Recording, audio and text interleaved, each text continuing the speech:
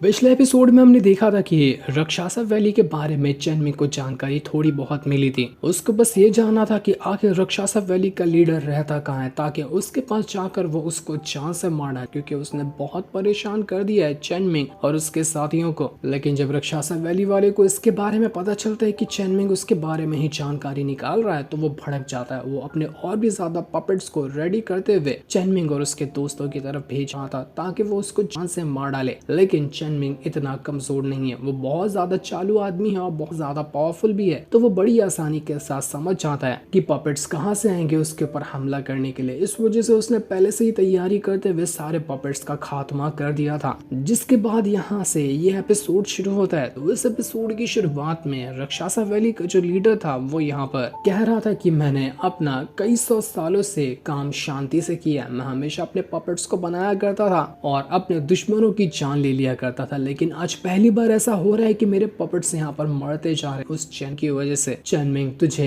यहीं पर आना है ना? तुझे मुझसे ही मिलने के लिए आया, तो मैं भी तेरा इंतजार कर रहा हूँ। जिस दिन तू मेरे इस जगह पर कदम रखा ना, उसी दिन मैं तुझे अपना पपेट बना लूंगा। तेरी जान लेकर तुझे भी एक पपेट की तरह इस्तेमाल करूंगा, क्योंकि तूने मुझे हद से ज्यादा परेशान करके रखा। तुझे अगर मैंने नहीं मारा ना, तो तू मेरा सारा काम बिगाड़ देगा। तो ये मत समझना कि तू मुझे ढूंढता हुआ आएगा, बल्कि मैं तुझे खुद यहाँ बुला रहा हूँ ताकि तेरी जान ले सकूं। तो वहीं चेनमिंग और उसके जितने भी साथी थे वो रक्षासा वैली को ढूंढ रहे होते कि कहाँ से उस लीडर के पास जाया जा सकता है। ढूंढते ढूंढते वो किसी वीरान जंगल में भी पहुंच चुके थे। किलियन एक रास्ता चेनमिंग को बताते हुए कहता है कि सेक मास्टर, जरा देखिए, तो मेरे जासूसों ने बताया है ना कि हम इसी रास्ते से आगे बढ़ सकते हैं, तो हम उस रक्षासा वैली के लीडर के पास पहुंच जाएंगे। अब मैंने ये रास्ता चेक नहीं किया, लेकिन मुझे मेरे जासूसों के ऊपर थोड़ा बहुत तो भरोसा है कि उन्होंने सही रास्ता बताया होगा। तो चेनमिंग कहता है कि मुझे ना अजीब सी फीलिंग आ रही है कि ये रास्ता सही नहीं होगा। तुम इस रास्ते की और अच्छे से जानकारी निकालो, क्योंकि मैं अकेला नहीं बल्कि अपने सारे साथियों को लेकर जा रहा हूँ। कहीं कोई खतरा आ गया तो उनकी भी जान खतरा सकती है। तो जहाँ पर भी हम जाएंगे थोड़ा सोच समझ कर ही हम आगे बढ़ेंगे। तो किलियन कहता है कि बिल्कुल सेक मास्टर, मैं एक बार और अच्छे से जानकारी निकालता हूँ और देखता हूँ कि यहाँ पर कोई खतरा है भी या फिर नहीं। उसके बाद हम सब यहाँ से आगे बढ़ना शुरू करेंगे। तो वो अपनी पावर की मदद से जगह को अच्छे से चेक करने लग गया था ताकि जो भी खतरा हो उसको वहीं पर खत्म किया जा सके। चेनमिंग कहते हैं कि ठीक है, जाओ, जो भी खतरा है उसको खत्म करो, लेकिन अगर कुछ गड़बड़ी लगी ना तो मुझे आवाज लगा देना, मैं आ जाऊंगा तुम्हें मदद करने के लिए। चेनमिंग का जो डिवाइन ट्रेजर था वो यहाँ पर चेनमिंग को एक नया मिशन देता है। नया मिशन ये था कि उसको रक्षासा वैली का जो लीडर है उसको भी मारना है और रक्षासा वैली का जो सबसे ज्यादा खास ट्रेजर होगा उसको हासिल करना है। अब वो ट्रेजर है क्या चीज, उसके बारे में तो चेनमिंग को नहीं पता। जब तक वो ट्रेजर ना देखे उसको पता नहीं चलेगा, लेकिन अब उसे वही ट्रेजर हासिल करना होगा। कियान चेनमिंग से कहती कि वाह, बड़ा कमाल का तुम्हें ट्रेजर मिलने वाला है, ये तो बहुत अच्छी बात है। रक्षासा वैली वाले है ही इतने डेंजरस, कई तरह की डिमोनिक कल्टीवेशन करते हैं, तो उनके ट्रेजर भी बड़े मिस्टीरियस होंगे। तो ये चीज देखकर चेनमिंग भी खुश हो जाता है कि चलो कम से कम कोई ट्रेजर तो मिलने वाला है। लेकिन उससे पहले मुझे रक्षासा वैली को तो ढूंढना पड़ेगा। वो ही नहीं मिल रहा कि आखिर कहाँ छुप कर बैठा हुआ है उनका लीडर। चेनमिंग के जितने भी यहाँ पर आए हुए थे उनको इस जगह की जो स्मेल आ रही थी वो बहुत ही ज्यादा अजीब लग रही थी। कोई यहाँ पर ढंग से खड़ा होकर सांस भी नहीं ले सकता। सबसे ज्यादा तकलीफ तो अवू को ही होने लग जाती है। वो पागलों जैसी हरकत करना शुरू हो गई थी कि मुझे यहाँ पर नहीं रहा जा रहा। लेकिन चेनमिंग आकर उसको संभालता है और उसके पास किसी तरह की पिल थी, वो उसको वहाँ पर तोड़ते हुए उसके अंदर से थोड़ी खुशबू बाहर निकालता है और अवू से कहता है कि इसको स्मेल करो, तुम्हें जितनी भी अजीब सी स्मेल आ रही थी ना वो सब खत्म हो जाएगी और तुम इस जगह पर भी आराम से सांसें ले सकती हो। तो इस चीज को स्मेल करने के बाद अवू को काफी अच्छा महसूस होता है और वो ढंग से यहाँ पर सांस ले पा रही थी। वो बड़ी खुश हो जाती कि चेनमिंग, तुम्हारा बहुत बहुत शुक्रिया जो तुमने यहाँ पर मुझे सांस लेने में आसानी दिलाई। कियान चेनमिंग को ही देख रही थी तो चेनमिंग उससे कहता है कि तुम ऐसे क्या देख रहे हो, तुम तो बिल्कुल एक सोल हो ना, तुम्हें कौन सी स्मेल आने वाली है, तो जाओ यहाँ से। पिल के इंतजार में खड़ी हो क्या, मैं तुम्हें नहीं देने वाला। तो ये सुनकर कियान चेनमिंग को चिढ़ाते हुए वहाँ से गायब हो जाती है। अब नई जगह पर भी आने के बाद चेनमिंग और बाकियों को थोड़ा बहुत तो आराम करना ही था, तो वो यहाँ पर भी घर बनाने का काम शुरू कर देते। जिम्मेदारी मिली थी उसी स्वॉर्डमैन को, तो बेचारा वो यहाँ पर लकड़ियों को और बाम्बू वगैरह को काट रहा होता है और ऊपर से वो जो कांग हुई थी उन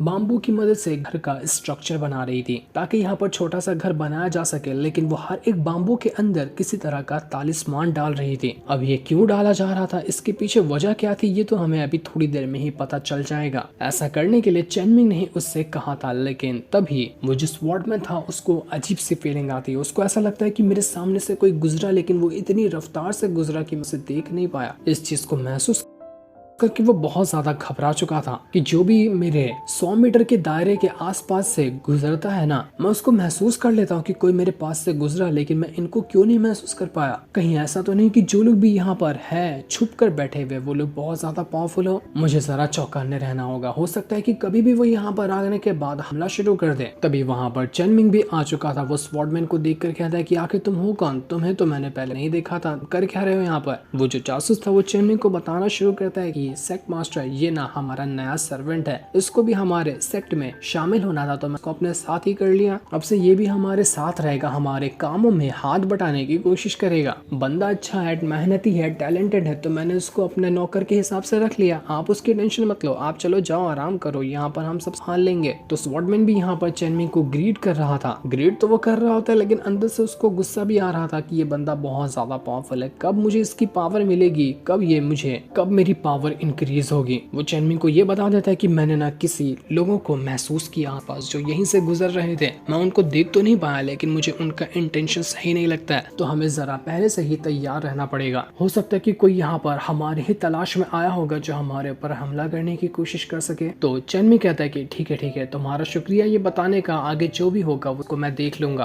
उसकी तुम्हें टेंशन लेने की कोई जरूरत नहीं है। लेकिन स्वॉर्डमैन ने सच में कुछ लोगों को महसूस किया था। अब वो लोग कोई और नहीं बल्कि वही पपेट्स थे जिनको उस रक्षासम वैली वाले ने बनाकर भेजा था। पिछली बार तो 2 पपेट को भेजा था तो चेनमिंग ने उसको मार दिया, उसके बाद अगले वाले 2 को भी चेनमिंग और उसके साथियों ने मिलकर जान से मार दिया था। तो इस बार नहीं, इस बार वो रक्षासा वैली का लीडर पूरी तैयारी के साथ कम से कम 15-20 पपेट को एक साथ तैयार कर लेता है और सारे के सारे को वो एक साथ भेज रहा था ताकि चेनमिंग और बाकियों को जान से मारा जा सके। अब इतने सारे पपेट्स तो कम नहीं पड़ेंगे ना चेनमिंग की जान लेने के लिए, पर उसको क्या पता कि चेनमिंग तो पावरफुल है ही, लेकिन उसके साथी भी इतने पावरफुल है कि उसके सारे के सारे पपेट्स की वाट लग जाएगी। जितने भी पपेट्स थे वो यहाँ पर कहते कि जाओ देखो सामने कमरा है, यहीं पर चेनमिंग सो रहा होगा, तो हम जाकर उसके ऊपर हमला कर देते हैं। तो एक के बाद एक करते हुए सारे पपेट्स कमरे के अंदर घुसकर चेनमिंग को ढूंढने लग जाते हैं ताकि जैसे ही चेनमिंग मिले वो उसको मार सके। कमरे का दरवाजा तोड़कर जैसे वो अंदर आते हैं उनको चेनमिंग का जूता दिखाई देता है और वहीं पर चेनमिंग लेटा हुआ था चादर ढक के। तो वो लोग उसी चादर के ऊपर हमला कर देते हैं ये उम्मीद में कि शायद उन्होंने चेनमिंग के ऊपर ही हमला करके उसको जान से मार दिया, पर ये थी उनकी सबसे बड़ी गलतफहमी। चेनमिंग इतना बेवकूफ थोड़ी है, वो तो वहाँ पर मौजूद ही नहीं था, बल्कि वहाँ पर होते हैं कुछ अजीब तरह के तालिस्मान जो के यहाँ पर खुद को विस्फोट करते हुए सभी पपेट्स की वाट लगा देते हैं। देखते ही देखते पूरे घर के अंदर धमाका शुरू हो गया था और जितने भी पपेट्स थे वो एक के बाद एक करते हुए मरने लग जाते हैं, क्योंकि ये घर चेनमिंग ने जानबूझ के बनवाया था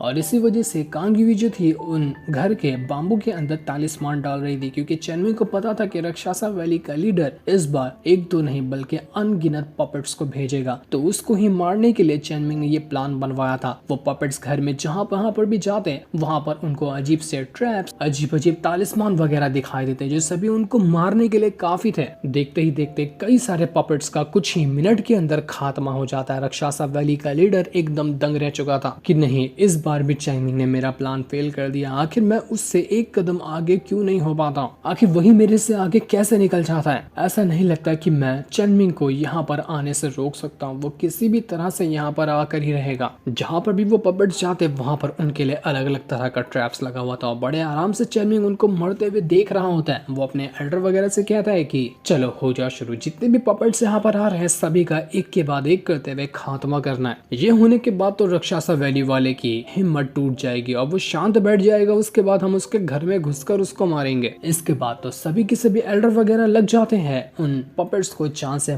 पहले तो यहाँ पर जितने भी पपेट्स थे वो ट्रैप से ही मर रहे थे, लेकिन अब यहाँ पर चेनमिंग के सारे साथी भी पहुंच जाते हैं उन सभी को मारने के लिए। बहुत ही भयानक वाला बैटल यहाँ पर शुरू हो चुका था और चेनमिंग बड़े आराम से वहाँ पर उस बैटल को देख रहा होता है। पपेट्स भी यहाँ पर उन सभी साथियों के ऊपर हमला करने की कोशिश करते हैं, लेकिन फायदा कोई भी नहीं होता। चेनमिंग बस बड़े शान से एक एक कदम आगे बढ़ाया जा रहा था और उसके आसपास जितने भी पपेट्स थे वो सभी धमाके से ही फटते जा रहे थे। स्वॉर्डमैन यहाँ पर चेनमिंग को देखकर कह रहा था कि क्या अभी ये फाइट करेगा? मैं तो कब से इंतजार कर रहा हूँ इसकी फाइट देखने के लिए। मैं भी तो देखना चाहता हूँ कि आखिर ये कितना स्ट्रांग है और किस तरह से ये अपने दुश्मनों को उनकी औकात दिखाता है। अपने आप को हारता हुआ देखकर वो जो पपेट्स थे वो यहाँ पर सेल्फ डिस्ट्रक्टिंग मोड को ऑन करने की कोशिश करते ताकि धमाका करते हुए जितने भी लोग हैं उन सभी को एक साथ ही मार सके।